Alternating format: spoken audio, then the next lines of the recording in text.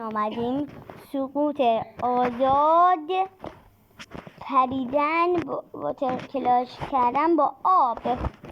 خب بچه ها اگه تونستم لایک رو ساب کنین، نه از این لایک ساب بی مصرف، لایک و ساب واقعی، یه کامنت قلبم داریم به خاطر کی؟ به خاطر این تا نوزه، به خاطر این بر لایک و ساب کنین.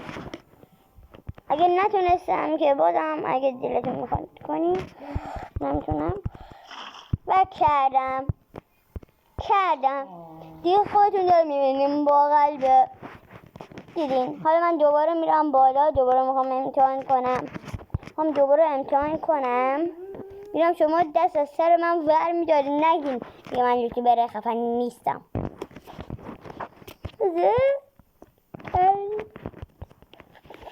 من دوباره میرم این بالا یه واتر کلاش دیگه میکنم. قبوله. این اولین لایک و سابتون رو یادتون نره اون اولین لایک و سابتون بذاریم اینجا خوبه. این بار مثله ببین میریم پایین. این کی گذاشت؟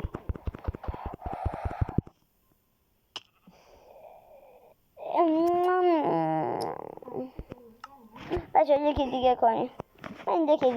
دیگه بچه این بار دیگه تو خواهش میکنم منو خجالت زده نکنی.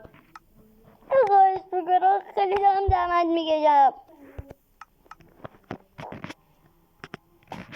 ما بریم. نه بچه دیگه ویدیو بعدی رو میذارم، لایک و ساب کنین.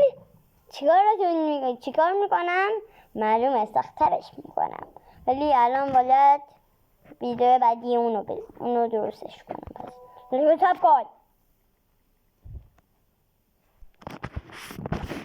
این خوبه. خدافظ.